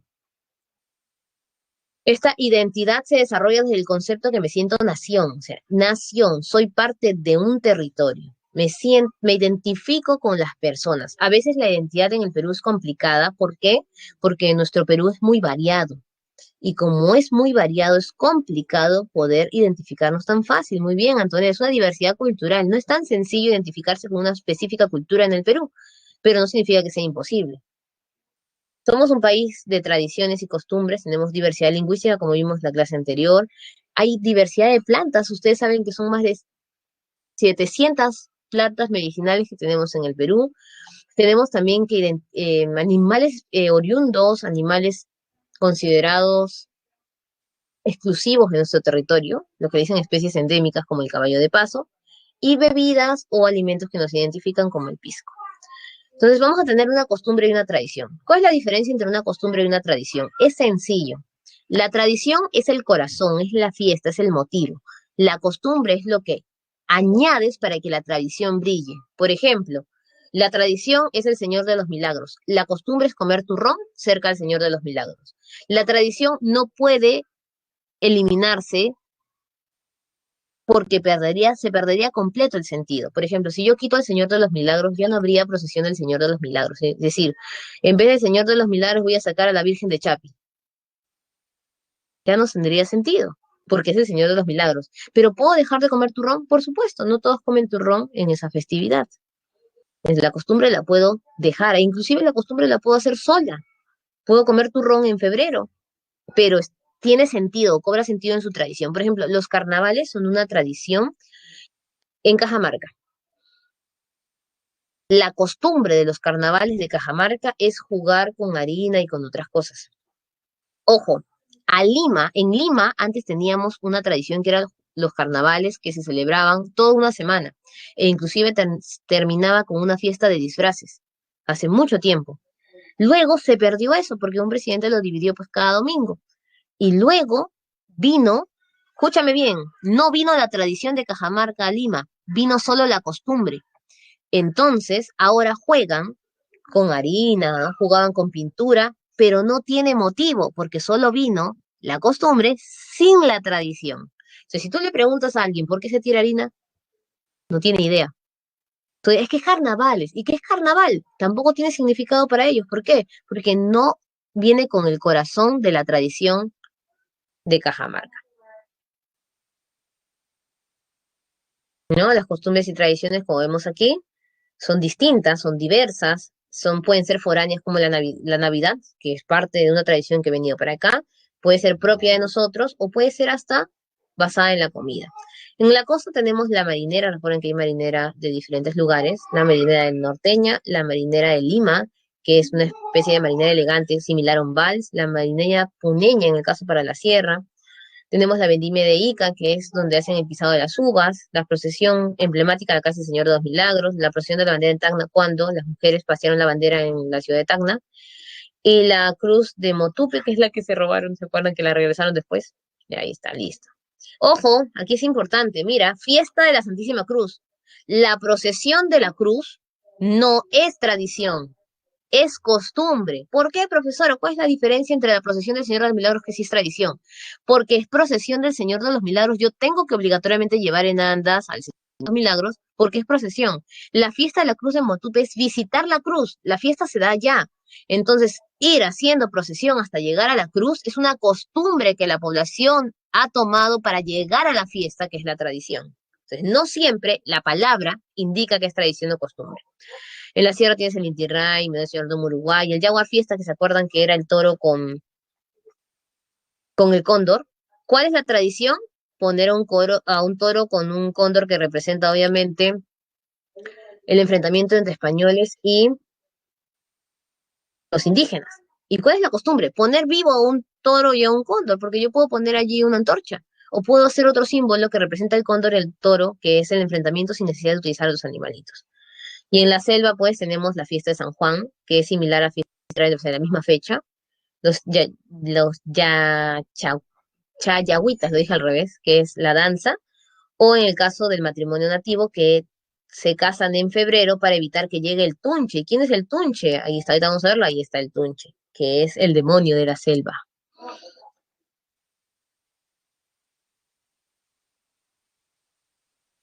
Muy bien, vamos cerrando. Un minutillo, un minutillo. Ahora, ¿cómo fortalecemos esta peruanidad? La historia es una sola. Nunca digas, ah, es que los españoles valoraron la historia y que eso ya no, y esto sí. Si tú quitas una parte de la historia del Perú, perdemos nuestra característica, porque todos nosotros hablamos español. Entonces, eliminas a los españoles, los eliminas también. Es importante ver la historia del Perú como una sola y recordar que es lo principal. En este caso es no repetir los errores de la historia, que es distinto. Reconocer todo lo que viene de nuestras costumbres, revalorar las tradiciones como revaloraron los andenes, los idiomas, el tema de la interculturalidad, manifestaciones folclóricas. ¿Hace cuánto que no bailas una danza? Ni que estás en el colegio, creo, y lo bailabas porque te ponían notas, no porque te nacía. Eso es revalorar, escuchar una danza. E inclusive con todo eso tiene que ver los medios de comunicación. ¿Por qué, profesora? Porque ponen programas como danzas a las 5 de la mañana un domingo, cuando la gente ni lo va a ver. Ah, profesora, ¿tienen culpa ellos? No, no tienen culpa ellos. ¿Por qué? Porque si lo ponen en otro horario que sí es accesible para todos, tampoco lo verías. Porque es una serie de identificación, a la gente no le gusta y ha perdido pues este amor a ver lo nuestro. Muy bien, eso es lo que hemos visto, solamente que de una manera diferente. Y ahora sí nos vamos a nuestras preguntas para cerrar. Uno. En una institución educativa se realiza un concurso sobre lenguas originarias. Un participante decide grabar la entrevista bilingüe con un vecino que pertenece a una comunidad nativa. Sin embargo, al presentar entrevista en clase, dos compañeras se burlan y comentan en voz alta, no tenemos nada y para qué escuchar algo incomprensible. ¿Qué se está dando aquí? ¿Qué debería hacer la profesora? Obviamente la letra C.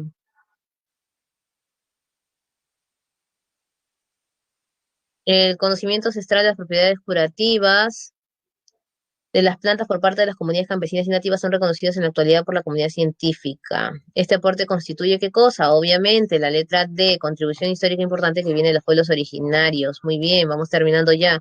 Las festividades regionales permiten diferentes comunidades celebrar en conjunto. Señale verdadero y falso en función a lo que fortalece nuestro sentido de independencia. En este caso, a las tradiciones. Esas actividades responden a una identidad que establece diferencias. Estas festividades tienen un carácter obligatorio. La originalidad de las expresiones culturales es parte de la diversidad cultural. La política nacional de interculturalidad es previa a las expresiones tradicionales. Obviamente nuestra respuesta es la letra do. Aquí el error es previa y en el otro caso carácter obligatorio. No es obligatorio, es voluntario, es más que todo un sentido de identificación. Y si unimos aquí las festividades, pues nos quedamos con la letra D de dedo también. Y listo, chicos, hemos terminado. No se olviden ingresar al multichat. Besitos, cuídense mucho, nos vemos, manténganse en cuidado, ya saben, no estén saliendo, chicos. Bye. Hasta la próxima clase.